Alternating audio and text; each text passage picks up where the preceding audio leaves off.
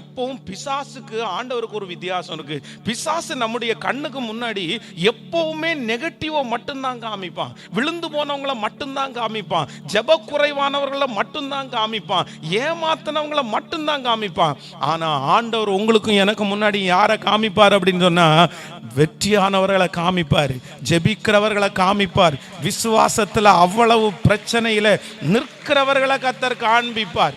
இந்த சத்தத்தை கேட்கிற ஏதோ ஒரு வாலிப தம்பி தங்கச்சி இல்லைன்னா பெரியவங்க யாராவது, இவன் இப்படி இருக்கிறானே, இவன் இப்படி இருக்கிறானே, பைபிளை தூக்கிட்டு அன்னைக்கு பிரசங்கம் பண்ண இவனே இப்படி இருக்கிறான், இந்த மனுஷன் இப்படி இருக்கிறான், யாரையாவது ஒருத்தரை பார்த்து பார்த்து உங்க விசுவாச வாழ்க்கை சோர்ந்து போய் இருக்குமானால், மகனே மகளே, இது ஆண்டவரை அனுப்புனதுன்னு நீங்க நினைக்காதீங்க. இது ஆண்டவரை அனுப்பல, இது பிசாச அனுப்பின முன்மாதிரி. எப்படியாவது உங்களுடைய விசுவாசத்தை எடுத்து போடணும், உங்களை சீர்குலைக்கணும், உங்களை நன்மையை பெற்றுக்கொள்ள கூடாதுன்னு சொல்லி சத்துரு உங்களை சுற்றி விழுந்து போனவங்களை காமிப்பான், இழந்தவங்களை காமிப்பான், பாவம் செஞ்சவங்களை காமிப்பான். ஆனா ஆண்டவர் ஒரு நாளும் அப்படிப்பட்டவங்களை காமிக்க மாட்டாரு. கர்த்தர் யாரை காமிப்பாருன்னா, இல்ல நீ முன்னேறு, நீ முன்னேறு.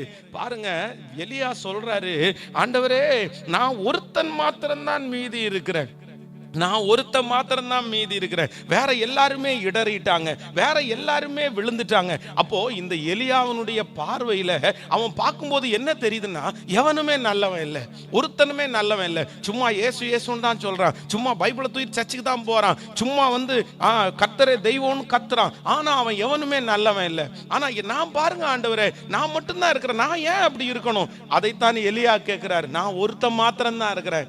ஆனா ஆண்டவர் என்ன சொல்றாரு அப்படின்னு சொன்னா, டேய் நீ அப்படி நினைக்காத, பாகாலுக்கு முன்பாக முழங்கால் படியிடாத 7000 பேரு உனக்கு தெரியாம ஆண்டவருக்காக பக்தி வைராக்கியமா வாழ்றாங்கன்னு கர்த்தர் எலியாவினிடத்துல கர்த்தர் சொன்னார்.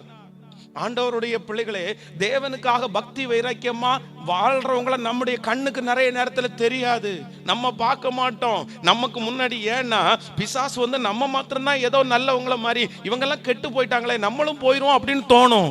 ஆனா ஆண்டவர் சொல்லுகிறார், இல்லை, நமக்கே தெரியாம ஆண்டவருக்காக இரவும் பகலும் நிற்கிற எத்தனையோ 1000 பேர் இருக்கிறார்கள், எத்தனையோ லட்சம் பேர் இருக்கிறார்கள். அப்போ ஒரு காலத்திலையும் உங்களுடைய கண்ணுக்கு முன்னாடி விழுந்து போனவங்களை நீங்க பார்க்கவே கூடாது, அங்க கண்ணு போகவே கூடாது, சாதிக்காதவங்களை பார்க்கவே கூடாது, குறை சொல்றவங்களை பார்க்கவே கூடாது, ஏமாத்துறவங்களை பார்க்கவே கூடாது. ஒரே ஒருத்தரை மட்டும்தான் பார்க்கணும், கிறிஸ்து இயேசுவை கவனித்து பாருங்கள்.